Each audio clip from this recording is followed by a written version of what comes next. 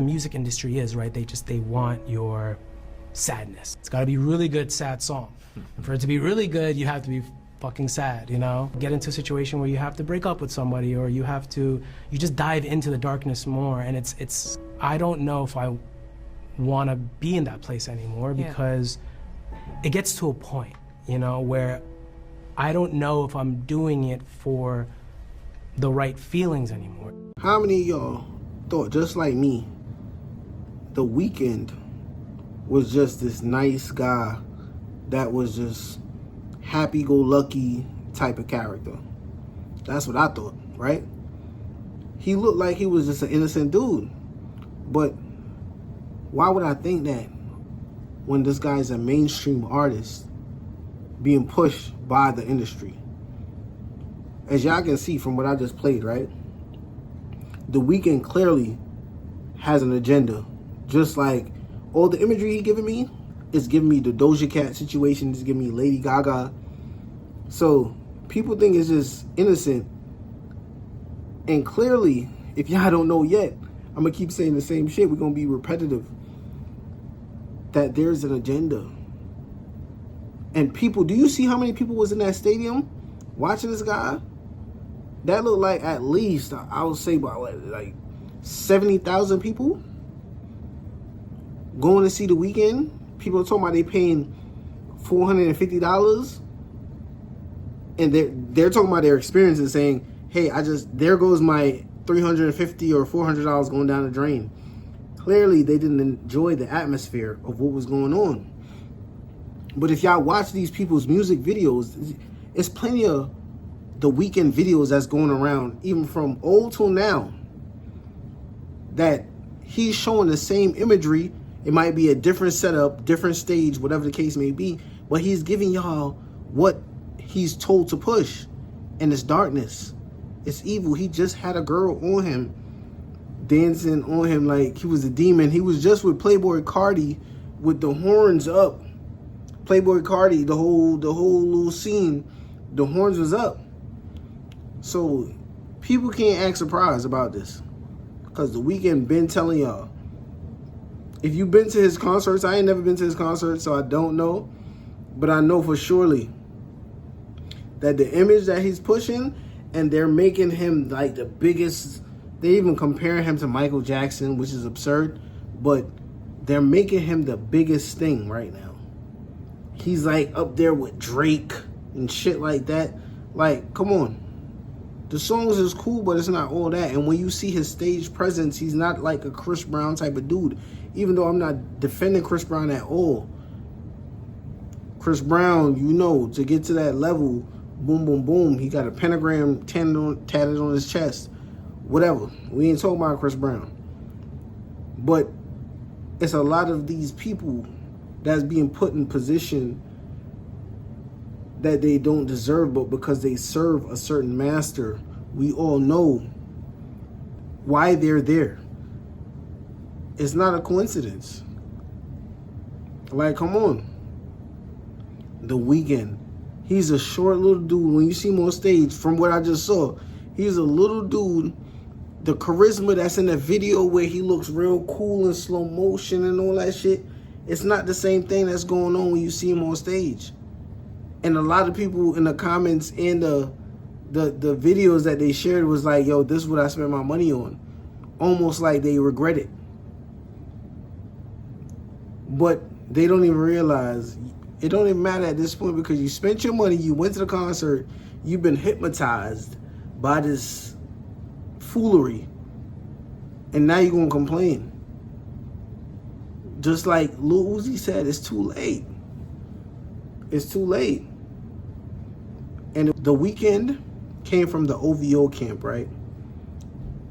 With Drake, with the owl. All-seeing eye owl type shit. Like, come on. What more do we expect? He has alter egos just like Beyonce, Nicki Minaj, called Abel. He shows up with this bloody face at the award show. What y'all think that is? We looking at it like he just being creative. It's not even Halloween. When he did that, I don't know if it was Halloween, but even if so, it was the perfect excuse. Because these people look for the perfect excuse to put things in front of your face. And you don't even know it. You just out here thinking that this is what it is. Like I'm a big Jay-Z fan, right? Was. Let me keep it funky. Was. When I wanted to be an artist and all that, when I used to watch these interviews and look at these guys and watch them talk, I used to think so much of them. But now when I got older and I listen to them talk and I look at them with the real eyes open to see that they ain't really did nothing for the people.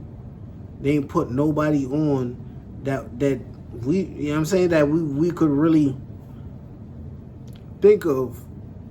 Because a person of Jay-Z status is supposed to have put multiple people on. Multiple. As big as you are, you're a billionaire, right? And we understand music is not the only business route to go after you made it as a rapper, because we know the music business goes up, it go down. You waste your money here, you invest in this artist, they ain't turn out to be nothing. But still, when you an artist as big as that and you ain't put nobody on, especially from your city like Marcy, that's not even a city, that's just a projects. But just like Brooklyn, you ain't putting nobody on that we know of. You put Kanye on, Dame put you on, however that went. But it's just like, this shit is, that's why you could tell it's a fraternity. The fraternity is real. Once you help yourself and you get where you need to be, you can't help nobody else, especially not nobody that look like you. That's why Usher and Jermaine Dupri and all them was able to put Justin Bieber on. Guess why? And Justin Bieber turned out to be one of the biggest artists, still bigger than most black artists, but still in the hip-hop realm. They was able to put Justin Bieber on because he wasn't black. So that could have been part of the contract. Like, yo, you can't help nobody that look like you, bruh. It's that simple. So that's why we can't really idol worship people, because we think the Weeknd is just this nice guy. He's just so jolly and happy, always smiling. I heard him talk recently for the first time. What the music industry is, right? They want your sadness. Mm-hmm. Yeah. And you gotta just keep turning them out. Yeah. And it's gotta be good. It's gotta be really good, sad song. And for it to be really good, you have to be fucking sad, you know? And it just sounds like a guy that was hired for a job. And he's doing that job. He's singing those songs great. It sounds good. But listen, he's been hired. We don't know who hired him, but he's doing a very good job in what he's doing. He's very popular.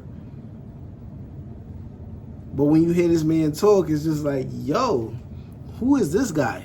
Compared to who we see in the videos. They cool, they slow, he's slow moving, and he looks like the guy. But he's not speaking and he's not showing his personality in the video, so we buy that shit. Come on, y'all. Y'all know better than that. These people are products and they're being sold to us. And if you don't know that, now you know. You're never dumb. You just lack the information. So if you didn't know, these people are products just like this. What can I show you? This remote. They're products. I could sell you this remote. I could sell you this artist. I just got to promote it to you enough for you to realize, yo, I kind of want that remote or that artist in my playlist, however you want to put it. And we ain't even got to go deeper than that. It's just, it is what it is. These people are not to be idolized. Like we said, we got one that could see. And I feel like I'm not the only one that see this shit. Because when you go on TikTok and you look up The Weeknd, Evil, or whatever you want to put after The Weeknd, people are talking about that shit. For real. And they're getting multiple views. They're getting millions of views on it. People are starting to see that these people are nobody to be worshiping. And soon in the future, I bet these concerts that Live Nation and all these other venues and owners are doing, they're going to realize it's not profitable anymore. They're going to have to switch it up. Because people are starting to wake up and see that this is not, we don't believe this shit no more. This is not 2005. This is not 2008. This is not 2010. We got eyes and we could see. None of this stuff that's coming out of the airwaves is benefiting us. It's actually destroying us.